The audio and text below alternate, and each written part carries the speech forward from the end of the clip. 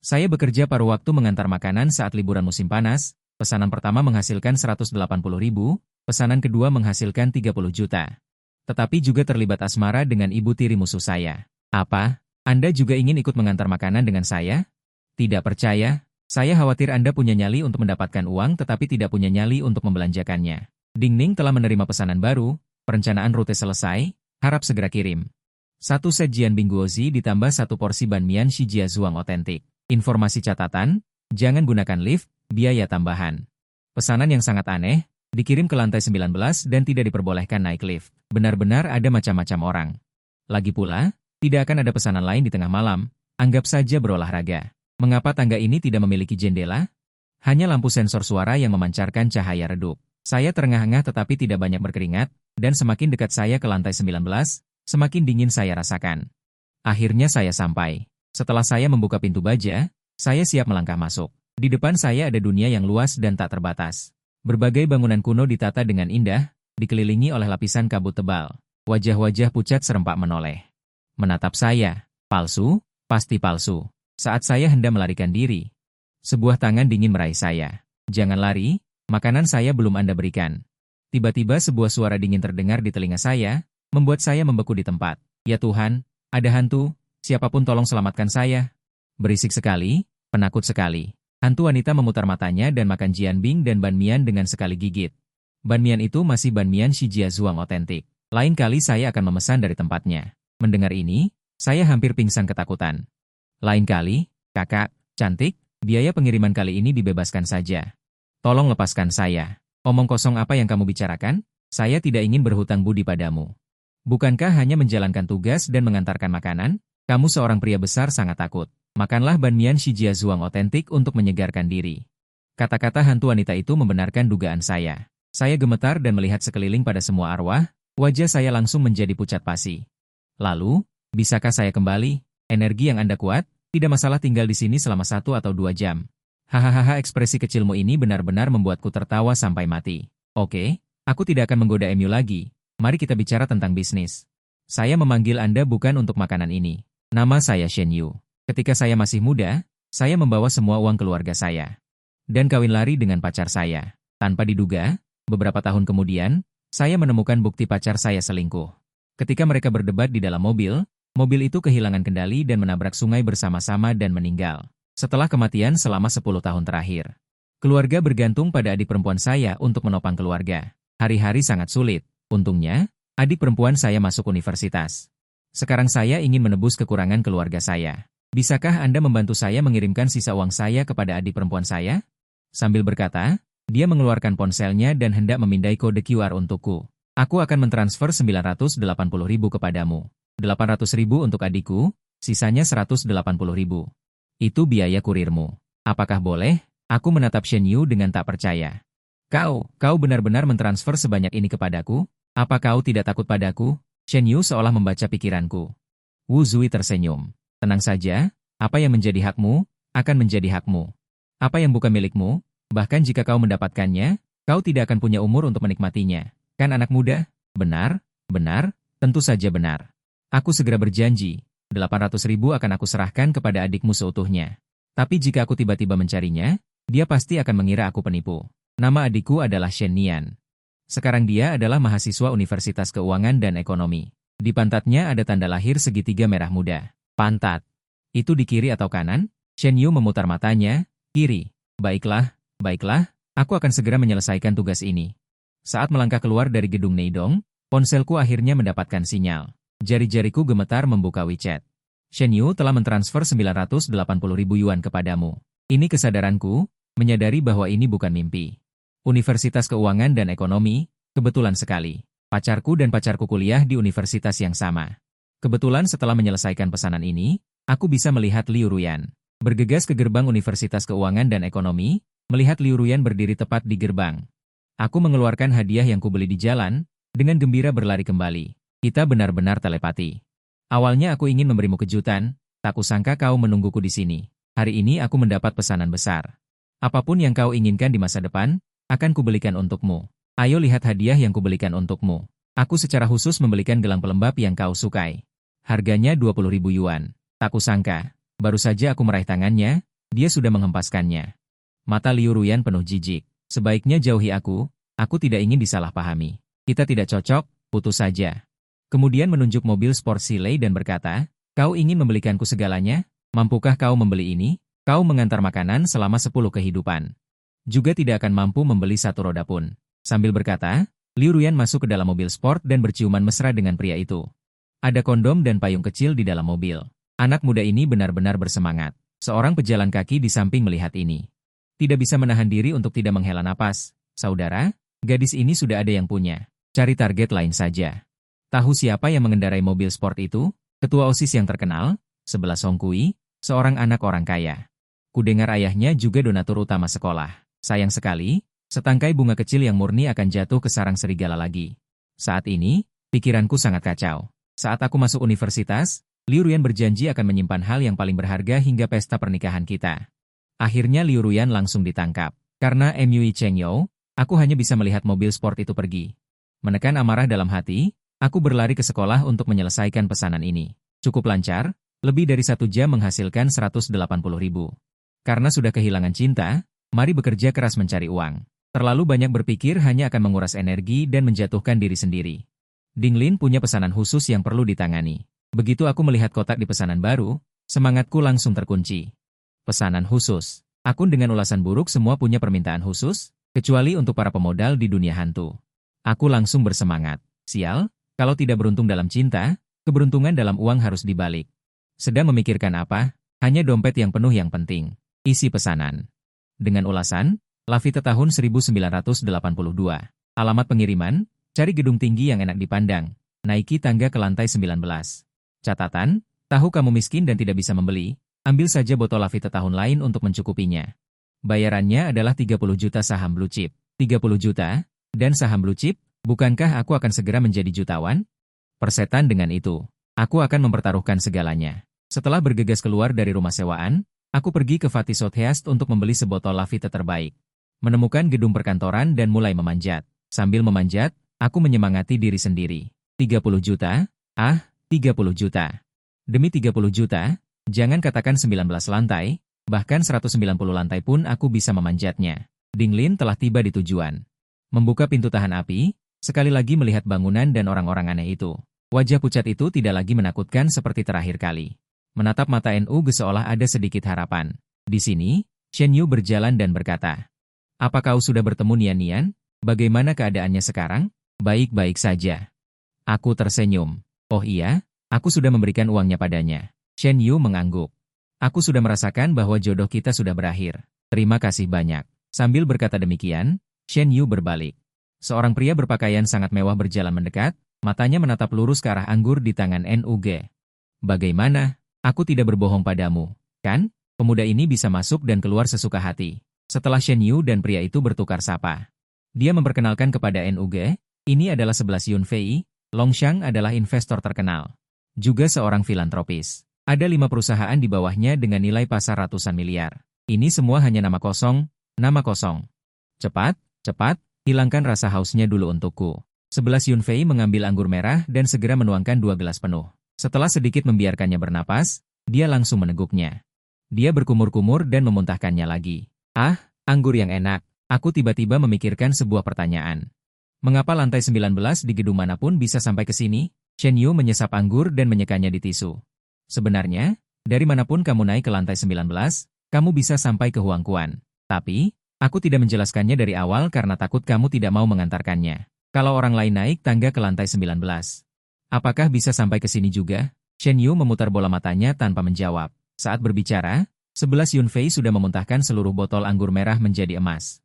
Dengan tangan gemuknya menyeka mulutnya, dia tampak puas. "Saudara, jangan tertawa. Kami tidak bisa makan makanan manusia. Jika dimakan, jiwa akan hancur.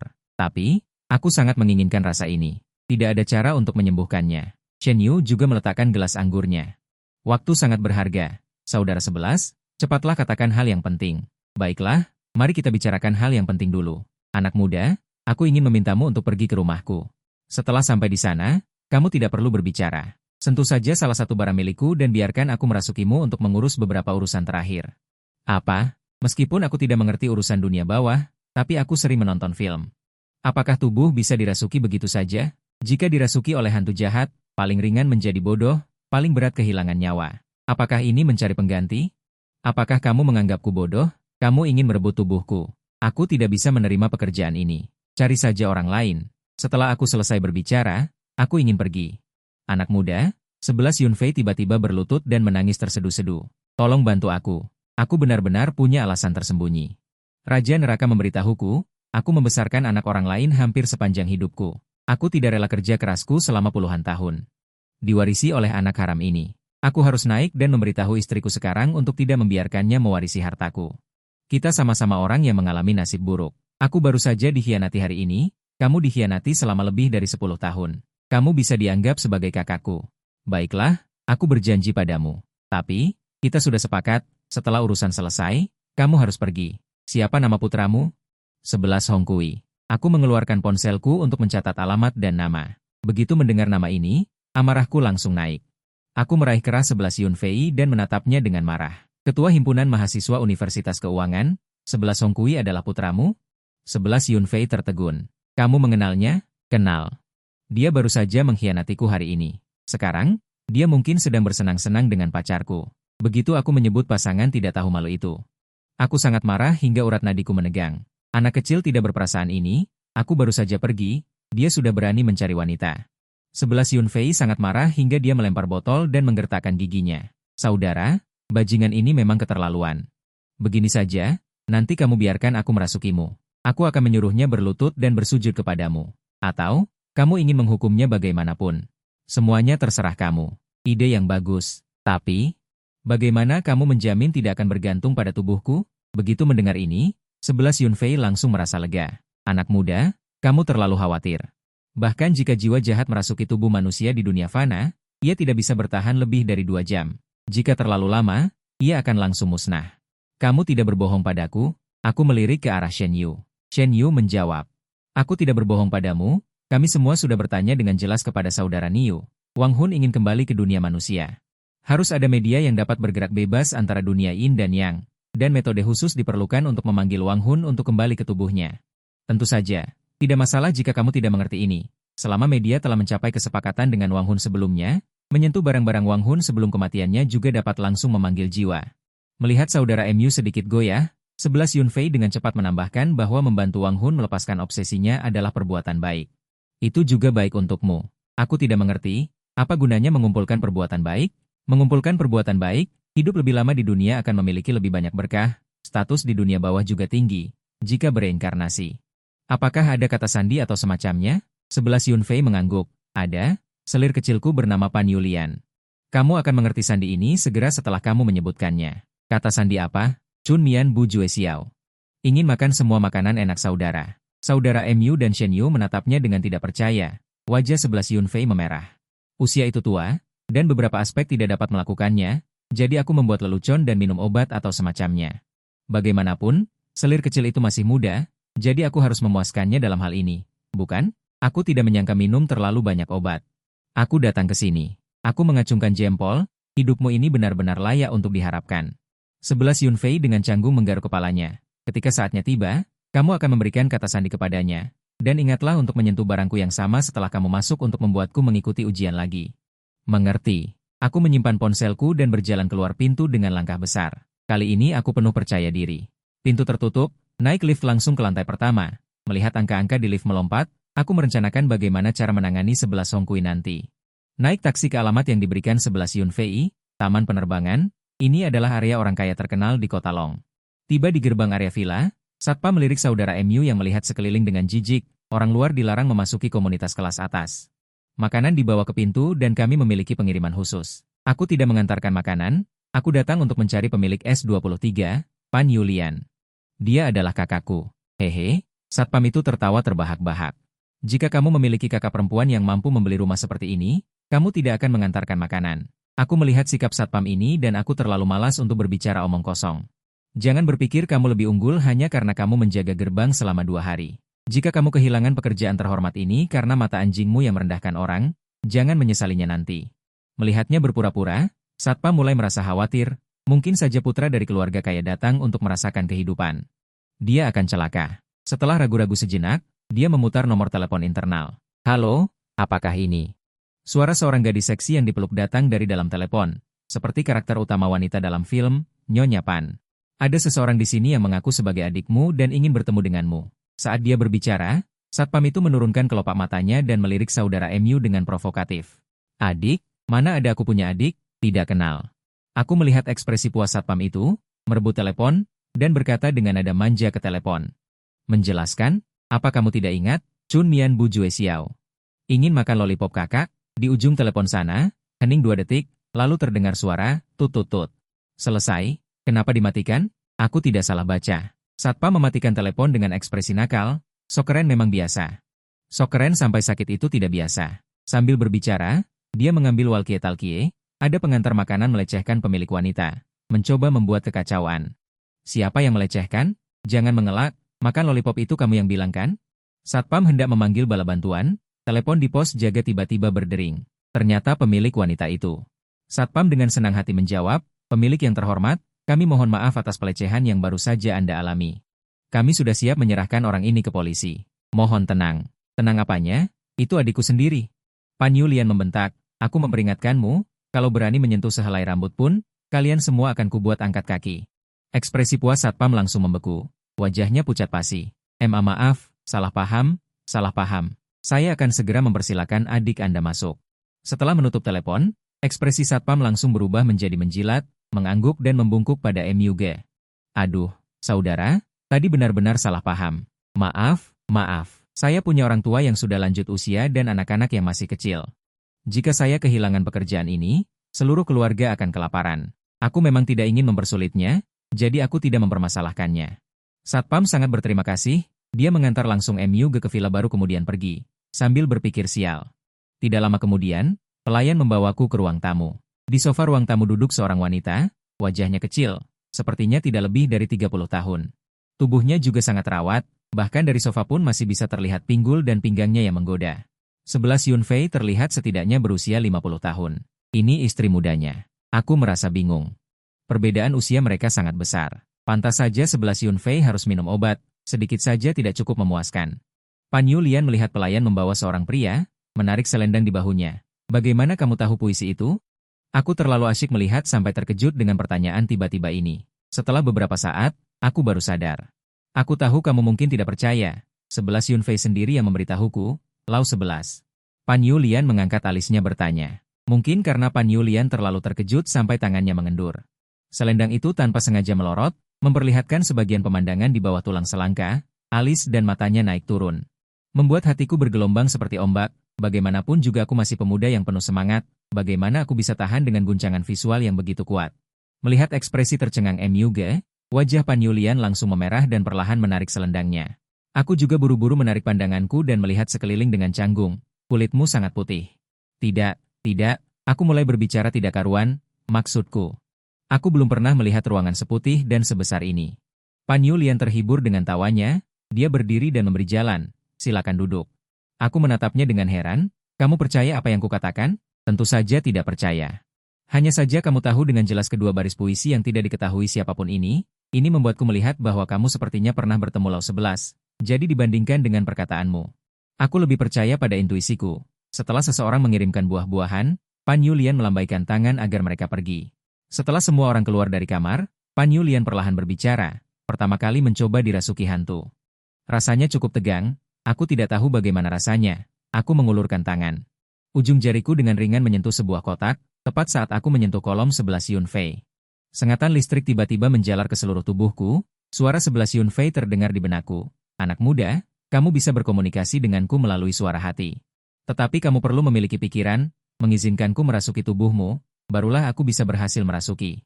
Mendengar ini, aku baru bisa bersantai. Setidaknya kesadaranku bisa mengendalikan tubuhku sendiri. Ayo, begitu pikiran itu muncul, 11 Yunfei langsung merasuki tubuh, Pan Yulian menatap. MUG yang berdiri di samping dengan linglung, dengan waspada mundur selangkah, apa yang kamu lakukan? MUG mendengar suara itu, menoleh dengan air mata di matanya. Yulian sayang. Pan Yulian melihat MUG menatapnya dengan penuh kasih sayang, hatinya bergetar. Jelas-jelas wajah yang asing, mengapa terasa begitu familiar? Hanya sesaat. Nada bicara, ekspresi, dan keadaannya semuanya berubah. Berubah menjadi orang di kolom itu, Kamu, siapa kamu? MU dengan cepat maju selangkah.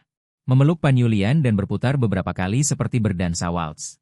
Yulian sayang, suami sangat merindukanmu. MU mengangkat Pan Yulian dan langsung meletakkannya di sofa. Saat dia menekanku, kesadaranku kehilangan kendali. Sialan, apakah kamu di sini untuk mengucapkan selamat tinggal? Tetap saja melakukan ini tubuhku, aku pemuda lugu seperti ini. Paling banyak menonton film dewasa, tidak pernah terpikir akan memiliki pengalaman mendalam seperti ini. Hanya saja perasaan ini terlalu kuat, pemuda lugu tidak tahan.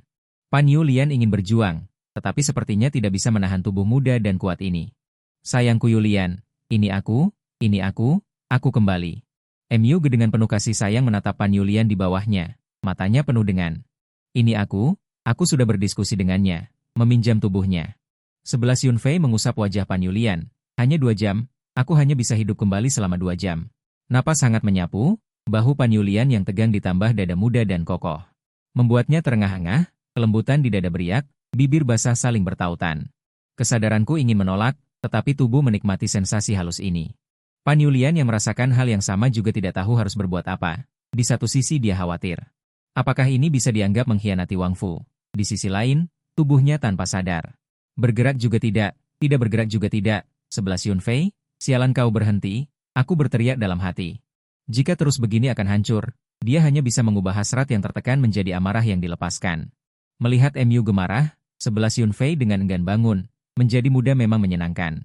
11 Yunfei menatap adik laki-lakinya, tempat naga bangkit, ketakutan, seolah kembali ke usia 18 tahun. 11 Yunfei berdiri, memeluk Pan Yulian, melingkarkan tangannya di pinggangnya. Menempelkan pipinya di gundukan lembut itu, dengan rakus menghirup aromanya, sayangku Yulian. Kali ini kembali. Pan Yulian tahu ini bukan hanya gurauan, apakah 11 Songkui bukan anak kandungmu?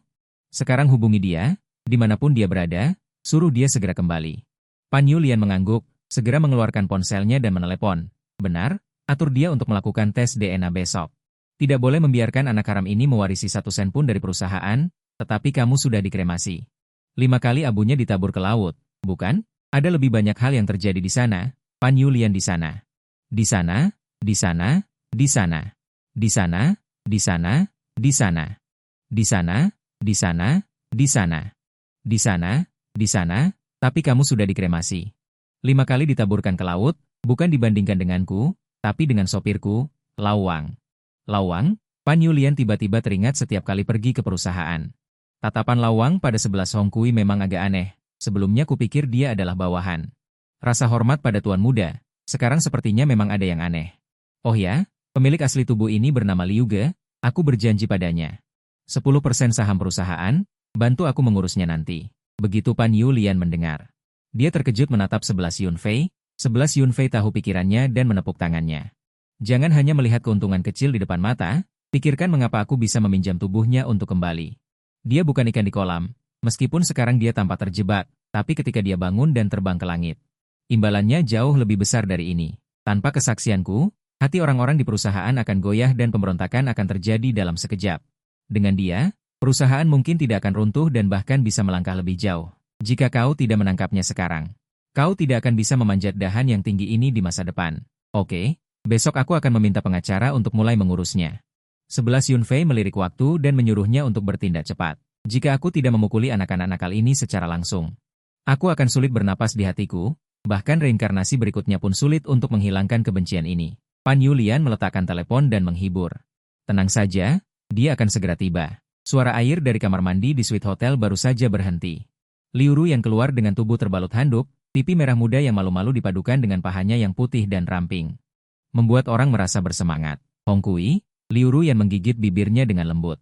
Dia memutar pinggangnya dan jatuh ke pelukannya. 11 Hongkui merasa kesal dan sama sekali tidak berminat untuk peduli pada Liu Ruyan. Panggilan telepon tadi membuyarkan semua suasana hati yang baik saat ini, dia mendorong Liu Ruyan menjauh. Bergegas mengenakan pakaiannya. Hongkui, apa yang kamu lakukan? Liu Ruyan sedikit panik. Berpikir bahwa masalah dengan Liu Ge telah terungkap. Aku benar-benar tidak mengenal orang itu, dengarkan aku. Ini tidak ada hubungannya denganmu. Ini masalah warisan perusahaan, aku harus kembali dan melihatnya. 11 Hongkui melepaskan handuk yang dikenakannya. Dia meremas dadanya dengan keras. Tunggu aku kembali dan aku akan memberimu pelajaran yang baik. Setelah turun, 11 Hongkui melaju kencang. Dalam 10 menit lebih, dia tiba di depan pintu villa. Saat 11 Hong Kui membuka pintu dan melihat pemandangan di depannya, dia langsung tercengang. Pan Yi, yang selalu dia rindukan, saat ini sedang berbaring di pelukan seorang pengantar makanan. Keduanya mengobrol dan tertawa, jelas sangat akrab. 11 Hong Kui sangat marah. Dia mengangkat tinjunya dan ingin memberi pelajaran kepada pengantar makanan ini, tetapi tiba-tiba dia melihat dengan jelas wajah orang itu. Dia tiba-tiba tertegun. Itu dia, orang yang berada di depan gerbang sekolah siang ini. Pengantar makanan yang memegang bunga untuk mengejar Liu Ruyan. 11 Hong Kui bergegas dengan marah. Pan Yi, ayahku baru saja pergi. Kamu sudah tidak tahan kesepian dan mencari kerabat? Apakah kamu masih punya hati nurani? Bahkan jika kamu berselingkuh, kamu masih tidak punya batasan dan mencari pengantar makanan. Memikirkan bagaimana dia mengejarnya tetapi ditolak dengan kejam. Dan sekarang dia secara sukarela mendekati seorang gelandangan. 11 Hong Kui bahkan lebih marah, tetapi Pan Yi tidak marah, malah mulai bermain-main ketika. Dia tersenyum dan mengangkat dagunya. Kamu salah. Ini bukan kekasih yang dicari saat kesepian. Ini ayahmu. Mendengar ini, 11 Hong Kui merasa pusing. Ayahnya baru saja meninggal. Ibu tirinya, yang tidak jauh lebih tua darinya, sebenarnya menemukan ayah baru yang lebih muda darinya. Hubungan macam apa ini? Aku tidak peduli dengan perselingkuhanmu, tetapi jangan sembarangan menarik seseorang dan mengatakan bahwa dia adalah ayahku. Sangat absurd. 11 Hong Kui mencibir pada pemandangan di depannya. Dia hendak pergi ketika tiba-tiba sesuatu mengenainya. Sebelum dia bisa bereaksi, Mu Ge menunjuk ke arahnya dan berteriak, masuk ke sini. 11 Hong Kui terkejut. Ekspresi ini sangat mirip dengan ayahnya ketika dia memarahi orang. Apakah kamu tidak bisa mendengar ketika aku menyuruhmu datang? 11 Yun Fei mengambil teko dan langsung melemparkannya. Sebelum 11 Hong Kui bisa bereaksi, Mu Ge sudah mengambil tongkat dan memukulkannya dengan keras. Tongkat ini dibuat khusus oleh ayahnya ketika dia masih hidup, tongkat bangsawan Inggris. Kayu cendana padat. 11 Hong Kui sangat kesakitan hingga air matanya hampir keluar. Berhenti, dasar anak haram. Aku menyuruhmu bersembunyi. 11 Hong Kui masih ingin membela diri. Tetapi setelah beberapa pukulan, wajahnya sudah memar dan bengkak. Aku baru saja pergi dan kamu sudah pergi mengejar gadis. Dan kamu juga memprovokasi orang penting yang seharusnya tidak kamu provokasi. Apakah kamu mengenali pemilik tubuh ini? 11 Yun Fei meraung, disertai dengan teriakan kesakitan. Aku melihat 11 Hong Kui melarikan diri sambil menangis dan memohon ampun di dalam hatiku, dan aku merasa sangat lega. Pertarungan ini sangat seru, seperti pengalaman VR di hutan ajaib. 11 Yun Fei mengumpulkan. Puluhan tahun kemarahan meledak dalam satu gerakan. Dia memukul selama lebih dari 10 menit berturut-turut tanpa terengah-engah. Dipikir-pikir memang menyebalkan, sudah bersusah payah memberi nafkah selama lebih dari 10 tahun, pada akhirnya malah menguntungkan orang lain. Pan Yulian melihat waktunya sudah hampir tiba. Dengan cepat maju menarik keduanya, jika terus bertengkar akan ada korban jiwa. 11 Yun Fei menyeka keringatnya, melempar tongkatnya ke samping, 11 Hong Kui tergeletak di tanah dengan wajah penuh darah. Masih tidak menyerah bertanya, 11 Yun Fei melemparkan jari yang sudah digunakannya untuk menyeka keringat ke wajahnya. Sambil menunjuk 11 Hong Kui dan berteriak dengan keras, siapa aku? Aku ayahmu. Lihat dengan jelas siapa aku. Mu Ge memegang wajah 11 Yun Fei, mendekatkannya ke mata 11 Hong Kui. Dalam keadaan linglung, 11 Hong Kui merasa wajah Mu Ge tiba-tiba berubah menjadi wajah 11 Yun Fei, seperti saat hari pemakaman. Mata yang lebih besar, wajah pucat, mata hitam berlubang. Membuat kaki 11 Hong Kui lemas, bahkan tidak bisa berbicara dengan jelas, aku salah, aku minta maaf. Jangan gunakan ayahku untuk menakutiku. Berlutut, 11 Hong Kui sedikit akan bangkit. Tiba-tiba berteriak sehingga berlutut kembali, aliran hangat mengalir di antara kedua kakinya, dia mengompol. Mu Ge di samping melihatnya tertawa sampai tidak bisa berdiri tegak. 11 Yun Fei mengembalikan wajahnya ke tempat semula, menarik kursi dan duduk di depannya. Tahu salah, 11 Yun Fei merasa sudah cukup, lalu bertanya pada Mu Ge di samping. Adik kecil, sudah puas? Jika belum puas, aku akan memukulinya lagi. Lumayan. Aku dengan santai mengingat, sebenarnya saat melihat dia mengompol tadi, hatiku sangat senang. Mengingat wajahnya yang sebelumnya memamerkan kartu kamar, dan penampilannya yang sekarang berlutut mengompol, benar-benar sangat menyenangkan. Melihat sikap Mu Ge mereda, 11 Yun Fei mulai secara resmi di depan Pan Yulian. 11 Yun Fei secara resmi memberitahu 11 Hong Kui, mulai saat ini, kamu bukan lagi anakku. Kembali dan beritahu ibumu yang tidak benar itu, urusan buruknya dengan Lawang sudah aku ketahui semua. Segera keluar dari rumah. Jika tidak, aku akan mengirim orang untuk secara paksa mengambil kembali semua properti atas namamu, saham perusahaan dan warisan. Akan segera dialihkan ke Yulian dan Roro. 11 Hong Kui masih ingin membantah, tetapi begitu mendengar nama Lawang, dia sangat ketakutan sehingga tidak berani berbicara lebih banyak. Pan Yi, 11 Hong Kui merangkak ke sisi Pan Yulian. Pan Yi, katakan ayahku sudah pergi. Mulai sekarang kita adalah keluarga, kamu akan merawatku seperti merawat adik sendiri. Mohon bantu aku memohon padanya, bagaimanapun juga aku adalah putranya. Pan Yulian meletakkan ponselnya dan menarik napas dalam-dalam. Aku sudah mengatur tes DNA besok, sebentar lagi akan ada pengacara membawa dokumen, kamu tanda tangan dulu. Sebelum hasilnya keluar, aku tidak bisa membantumu. Jika terbukti kamu bukan keturunan biologis Lau 11. Aku akan mengurusnya sesuai hukum.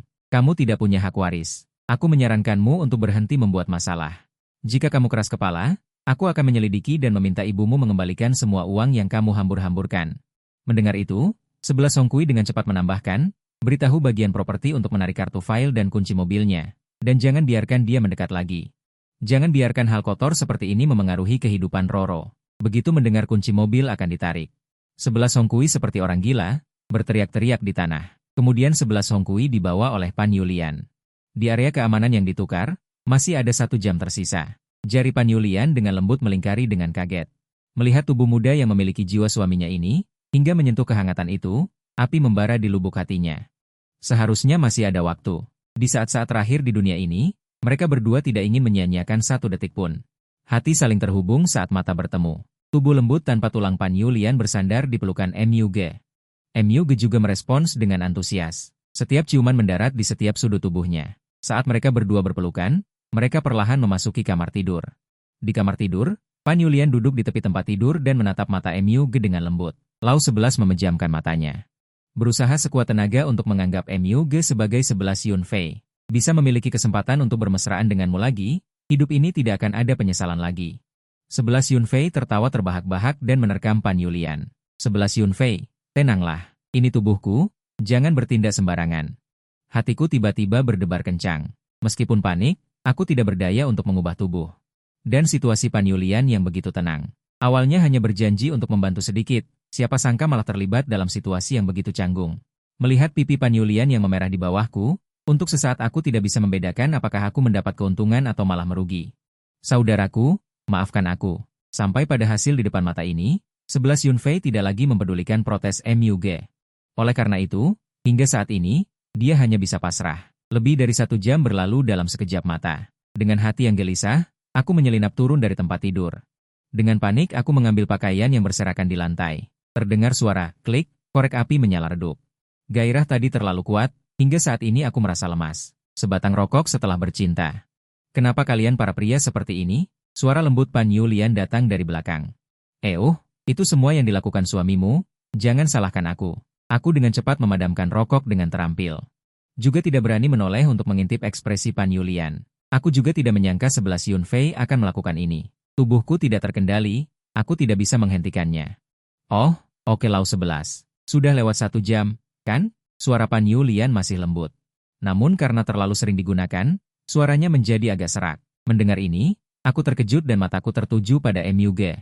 Dia mendengus, lalu mengapa kamu tidak melanjutkannya sekarang? Jangan paksa aku benar-benar tidak berani. Meskipun aku menikmatinya saat ini, sebagai seorang yang mematuhi aturan, melakukan kesalahan seperti ini adalah di luar kendaliku. Tidak boleh melakukan kesalahan lagi. HMPH, kau berpikir terlalu baik. Aku tidak akan setuju meskipun kau melakukannya sekali lagi. Pan Yulian memelototi MUG, akhirnya menahan sikapnya yang menggoda. Kau sudah bekerja keras membantu Lau 11 begitu lama. Aku akan membuatkan sesuatu untukmu. Pan Yulian mengenakan pijamannya dan pergi ke dapur. Aku sendirian, memegang kendali, dan merasa sedikit lega. Perasaan familiar membawaku ke ruangan lain. Jelas aku belum pernah menginjakan kaki di sana, tapi aku tahu itu milik seorang gadis bernama Roro. Perasaan yang kuat muncul di hatiku, aku ingin melindungi Pan Yulian dan Roro, melindungi mereka dari kesulitan. Roro jelas merupakan gadis yang belum pernah aku temui. Aku ingat bahwa Roro adalah putri bungsu 11 Yun Fei. Tapi ini tidak benar. Bahkan dengan kejadian sesaat dengan Pan Yulian ini, aku tidak melakukannya secara sukarela tanpa hambatan. Bahkan jika aku harus bertanggung jawab, seharusnya 11 Yun Fei yang menanggungnya. Apalagi Pan Yulian tidak membutuhkannya. Seharusnya kesalahpahaman ini perlahan menghilang, tapi mengapa aku malah memiliki pikiran untuk melindungi ibu dan anak ini? Sial, mungkinkah setelah kelahiran kembali, emosiku dan 11 Yun Fei menyatu? Keringat dingin muncul di dahiku. Jika ini berlangsung lama, bukankah aku akan diambil alih oleh 11 Yun Fei? Aku harus kehilangan kesadaran diriku. Aku harus mencari kesempatan untuk bertanya kepada 11 Yun Fei. Semakin aku memikirkannya, semakin aku ketakutan. Pan Yulian menarik selimut dan tersenyum lembut padanya. Hari sudah larut, menginaplah di rumahku malam ini. Ah, tanganku berhenti, mie patah menjadi dua bagian. Apa yang kau pikirkan? Pan Yulian menyalahkan dengan tatapannya dan berkata, kamu tidur di kamar Roro. Besok pagi ikut aku ke perusahaan. Tanda tangani kontrak ekuitas yang ingin diberikan Lau 11 padamu. Oke, bukan saatnya untuk bersama.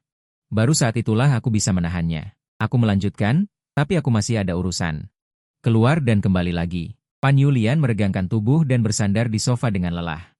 Baiklah, jika 11 Hongkui tidak membutuhkannya, ambillah. Setelah aku makan mie, aku mencuci piring sendiri. Baru kemudian aku pergi. Aku kembali ke tangga dan berdiri di depan pintu masuk ke dunia bawah. Menghadapi situasi ini 3 kali sehari, aku tidak lagi takut. Shen Yu dan 11 Yun Fei sedang bernyanyi riang di jalanan, melihat MU datang, segera berdiri dan menyapa dengan senyum lebar. Saudara kecil, aku melesat maju dan menendang 11 Yun Fei hingga terbang beberapa meter jauhnya. Karena pelanggan memaksa saya untuk berhubungan dengan istrinya, dalam kemarahan saya mencari dia untuk berdebat. Hei, saudara kecil, tenang, tenang, bagaimana kau bisa menyuruhku tenang? Aku meminjamkan tubuhku padamu, apakah kau bisa melanggar keinginanku dan melakukan itu dengan istrimu? 11 Yun Fei menahan tanganku yang hendak memukul, dan berkata dengan polos, saudara kecil. Aku tidak menggunakan tubuhmu untuk melakukan hal buruk, ini adalah kesempatan terakhir bagi kami sebagai suami istri, kami saling mencintai. Lagi pula, setelah aku meninggalkan tubuhmu, bukankah kau juga tidak berhenti bergerak? Sudahlah. Ini bukan masalah besar, kau juga tidak rugi. Mendengar ini, aku terdiam. Baiklah, sebenarnya aku datang untuk menanyakan hal lain. Beginilah. Jadi begitu, ada situasi seperti ini, kau melihat Roro dan kau memiliki perasaan khusus padanya? Mendengar ini, 11 Yun Fei juga tampak terkejut, kedua hantu itu saling berpandangan. Di jalan, mereka menggelengkan kepala menunjukkan ketidakmengertian, akhirnya Shen Yu menyarankan agar mereka berdua mencari tahu secara terpisah. Tak lama kemudian, Shen Yu kembali dengan wajah gembira. Kabar baik, anak muda. Kabar baik apa? Aku bingung, aku bertemu dengan seorang senior tua, dia berkata setelah kebangkitan. Keterampilan terbaik Wang Ling akan berangsur-angsur menyatu denganmu. Ekspresi Shen Yu menatap MU jelas menunjukkan, kau anak muda mendapat untung besar. Melihatku masih bingung, Shen Yu menjelaskan lagi, jika kau membangkitkan Aire, maka jika kau mengikuti Nyurap, kau akan menjadi juara. Jika kau membangkitkan Han Han, maka jika kau mengikuti Reli, kau akan menjadi juara. Singkatnya, seberapa hebat Wang Ling, kau akan mendapatkan kemampuan yang sama hebatnya. Mataku membelalak tak percaya. Benarkah sehebat itu? Tapi syaratnya adalah Wang Ling harus membutuhkan bantuanmu. Baru setelah bangkit dia bisa mewariskan kemampuannya padamu. Shen Yu berhenti sejenak dan menambahkan, ada sebab, ada akibat, kau mengerti kan? Aku mengangguk dengan semangat. Saat sedang berbicara, 11 Yun Fei juga kembali, menatap MU dengan ekspresi rumit. Aku telah memberikan banyak hadiah kepada hakim.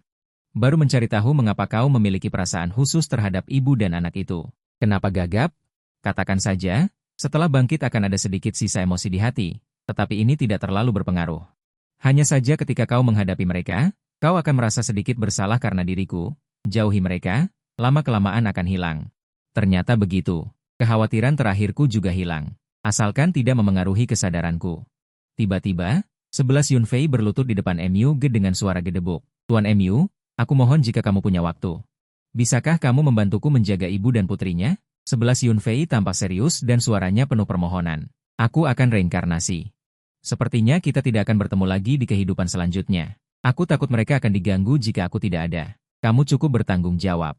Baiklah, aku awalnya ingin menolak, tapi entah karena pengaruh emosi sisa dari kebangkitan itu. Akhirnya aku setuju. Terima kasih banyak Tuan MU. 11 Yun Fei terus bersujud dengan penuh semangat. Ngomong-ngomong, apa keahlianmu yang paling mahir? 11 Yun Fei berpikir sejenak dan berkata, aku bisa dibilang seorang pengrajin. Dulu aku memulai bisnis dengan membuat kayu. Keterampilan ukir kayuku lumayan, tapi tidak terlalu terkenal. Keterampilan tangan sangat luar biasa. Aku terdiam sesaat. Keterampilan ini tidak terlalu bisa diandalkan. Apalagi aku tidak merasakan apa-apa sekarang. Aku sama sekali tidak merasa mewarisi keterampilan ini. Apakah aku harus mencobanya untuk tahu? Kak Shen memberi ide. Lau 11, bawakan peralatanmu agar adik kecil ini bisa berlatih. Masuk akal. 11 Yun Fei segera melayang pergi. Entah dari mana dia mendapatkan setumpu pisau ukir dan kayu. Aku mengambil alat-alat itu. Seolah-olah aku sangat familiar dengan alat-alat ini. Sebuah sosok cantik muncul di benakku. Memahat kayu, Membentuknya, serpihan kayu beterbangan. Gerakanku sederhana namun terampil. Segera, sebuah ukiran kayu yang hidup muncul di tanganku. Yang diukir adalah Pan Yulian. Aku memberikan ukiran kayu itu kepada 11 Yunfei untuk kenang-kenangan. Gerakan tanganku ini persis sama denganku. 11 Yunfei terpana. Aku meletakkan alat-alat itu dan menghela napas. Aku juga tidak tahu bagaimana aku melakukannya. Sepertinya tubuhku bergerak sendiri begitu aku menyentuh benda-benda ini. Keterampilan yang didapat dari kerasukan ini benar-benar hebat. Aku bahkan tidak perlu berpikir untuk menggunakannya. Aku terkekeh. Kak Shen, Lau 11, jika ada karakter hebat yang ingin merasuki tubuhku, tolong kenalkan aku. Yang tidak punya keterampilan, lupakan saja. Setelah menyampaikan pesanku, aku berpamitan dengan mereka berdua. Aku kembali ke rumah Pan Yulian dan melihat Pan Yulian mengenakan gaun tidur dan tertidur di sofa. Wajahnya yang tertidur tanpa pertahanan membuat hatiku bergetar. Aku buru-buru menggelengkan kepala untuk menghilangkan pikiran-pikiran itu. Dengan hati-hati aku menggendong Pan Yulian kembali ke tempat tidur untuk tidur. Pintu tertutup. Pan Yulian membuka matanya dan bersenandung pelan. Keesokan paginya, aku dan Pan Yulian pergi ke perusahaan. Di kantor, Pan Yulian menyerahkan kontrak yang sudah disiapkan kepadaku. Aku melihat kontrak itu, menatap Pan Yulian dengan bingung. Apakah ini kesalahan? Bukankah kemarin disepakati 10%? Kau anak yang jujur, 10% yang dibicarakan kemarin itu dari Lau 11. Tambahan 5% ini dariku sebagai bonus untukmu. Pan Yulian tersenyum manis dan menyerahkan pena kepadaku. Ekspresinya menjadi serius. Lau 11 benar, tempa besi selagi panas. Sekarang jalin hubungan baik denganmu. Ini juga hal yang baik untuk perusahaan. Anggap saja ini hadiah dari kakak. Apa kau tidak mau mengakuiku sebagai kakak? Kakak sudah berkata begitu, aku tidak menolak lagi. Aku mengambil pena dan menandatangani nama besarku di kontrak. Dalam sekejap, kekayaanku melonjak puluhan juta. Tepat pada saat itu, aku menerima beberapa pesan. Pesta pukul 6.30 malam, jangan terlambat. Di belakang pesan itu ada lokasi. Myuge, kau di mana? Myuge, apa kau sengaja mempermainkanku? Berani kau membohongiku? Kau akan habis. Celaka, aku lupa dengan gadis itu. Aku segera membalas, maaf, aku sibuk sore ini jadi tidak melihat pesan. Aku segera berangkat. Sekarang sudah jam 6, apa masih sempat? Maaf ya, Kak Yulian. Aku ada urusan mendesak, lain kali aku traktir kamu. Lalu, aku mengendarai mobil sport Pan Yulian menuju tujuan. Saat itu, pesta ulang tahun sudah berlangsung lebih dari separuh jalan. Aku mendorong pintu baja dan masuk. Aula pesta menjadi sunyi senyap. Suara pintu yang didorong terbuka terdengar sangat jelas. Semua orang menoleh dengan terkejut dan mendapati bahwa pemuda yang masuk adalah seorang pengantar makanan. Apakah ada yang memesan makanan? Tanya Emma Lau. Ekspresi San Qi menjadi sangat buruk. Untuk pesta ulang tahun hari ini, dia secara khusus menyewa koki kelas negara dengan harga mahal. Menu pesta ulang tahun telah direvisi berulang kali. Setelah beberapa putaran penyesuaian, akhirnya ditetapkan. Bahkan jika benar ada seseorang yang seleranya terlewatkan, apa maksudnya memesan makanan di acara seperti ini? Ini jelas menampar wajah seluruh grup San. Ini keterlaluan. San Qi menahan dorongan untuk memaki dan melihat sekeliling. Ingin mencari orang yang memesan makanan. Para hadirin, kami masih memiliki banyak hidangan cadangan. Jika ada yang ingin mencoba hidangan lain, silakan ajukan. Saya akan meminta dapur segera menyiapkan penggantinya. Dia meninggikan suaranya dan menekankan dengan dingin. Keterampilan koki kelas negara tidak bisa didapatkan dari makanan pesan antar.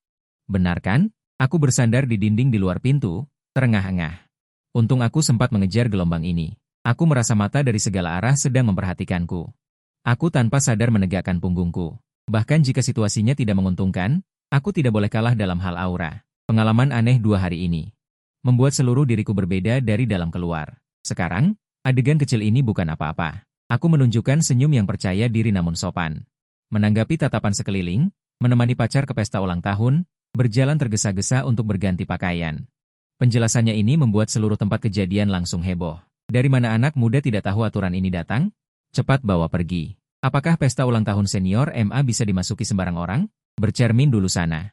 Merasa pantas makan semeja dengan kami? Siapa di sini yang bukan orang penting? Semua orang jadi bingung. Hanya Emma Xiaonan yang semakin melihat tukang antar makanan semakin familiar. Kenapa orang ini mirip sekali dengan berandalan yang menakutinya kemarin? Ada apa ini? Dia menarik-narik baju Shen Nian. Matanya penuh kebingungan. Shen Nian sudah tercengang. Begitu melihat Myuge, dia ingin rasanya masuk ke bawah meja. Kali ini sangat memalukan. Kamu memang tukang antar makanan, tapi setidaknya ganti baju. Menghadapi tatapan penuh tanya dari sahabatnya. Dia sangat malu hingga rasanya bisa menggali apartemen tipe 31 di dalam hatinya. Setelah ragu-ragu lama, Shen Nian menghela napas. Kesalahan sendiri harus ditanggung sendiri. Kakek MA, dia adalah pacar yang saya ceritakan pada Anda. Mendengar ini, San Qi terhuyung. Menabrak gelas anggur merah di tangan pelayan. Ada apa ini? Orang ini ternyata pesaingku?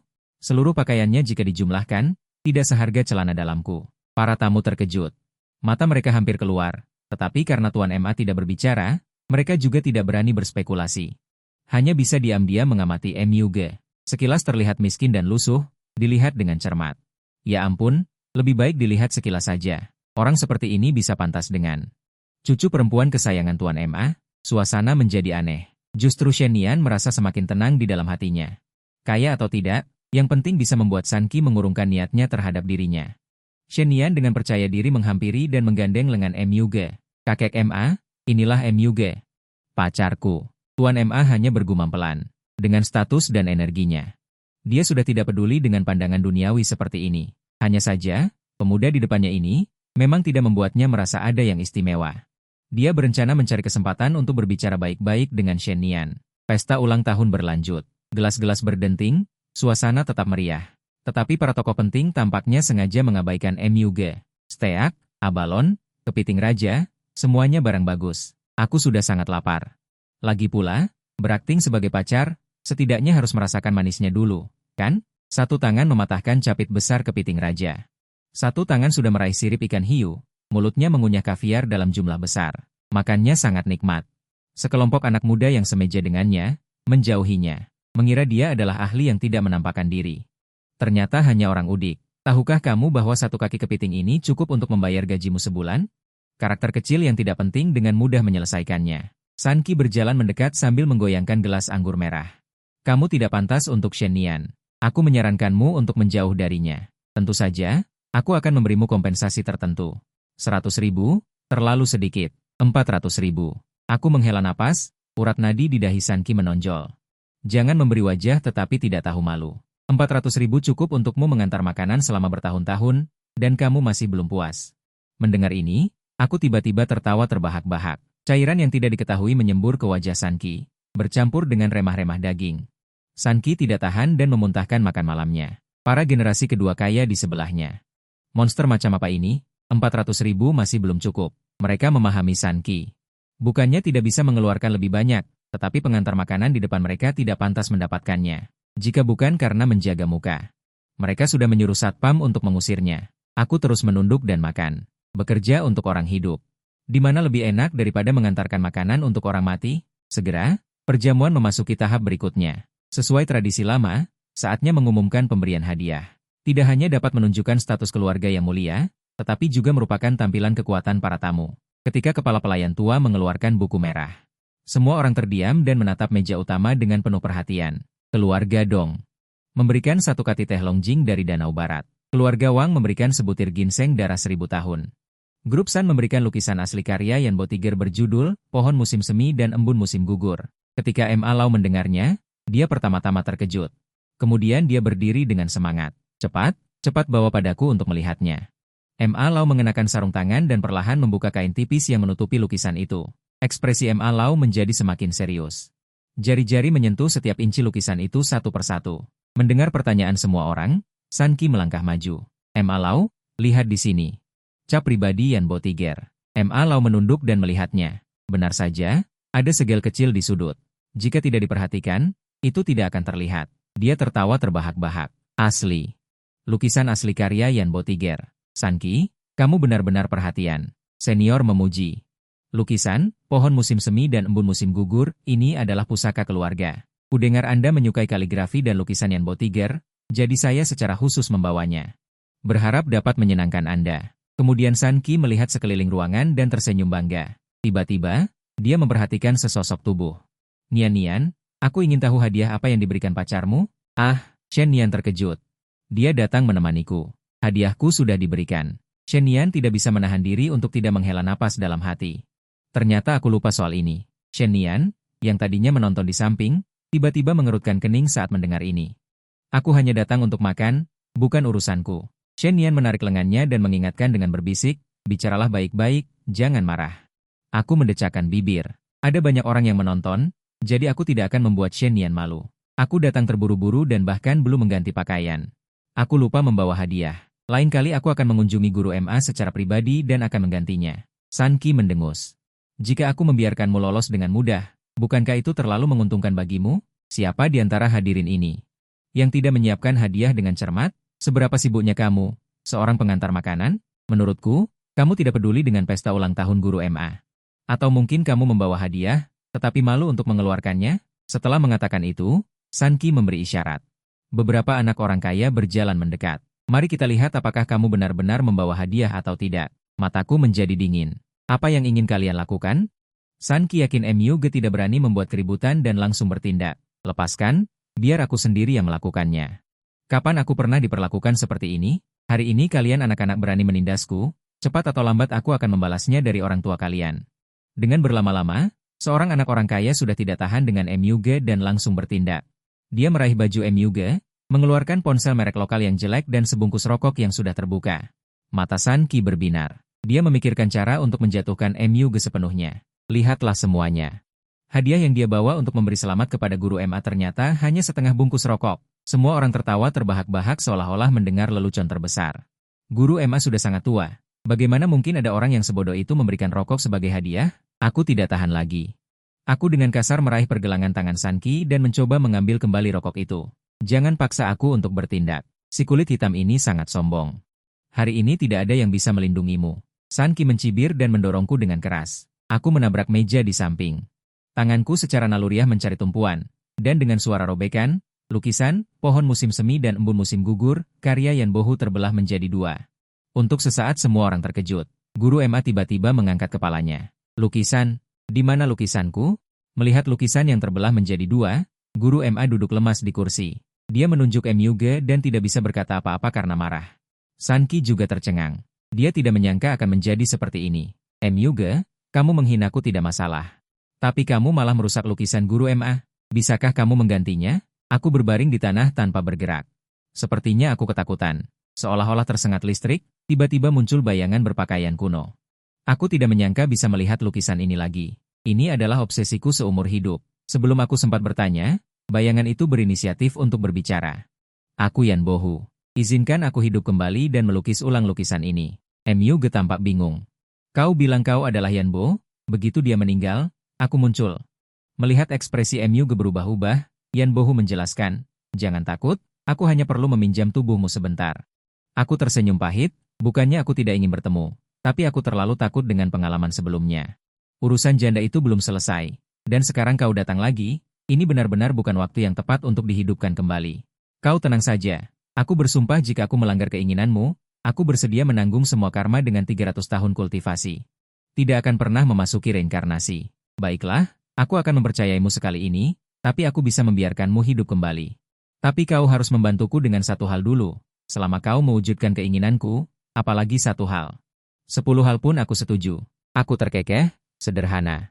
Tulis saja apa yang aku katakan. Kemudian aku menyerahkan kendali tubuhku, tiba-tiba embusan angin dingin menyapu lokasi penerimaan. Semua orang merinding kedinginan, MA Lau bahkan menggigil.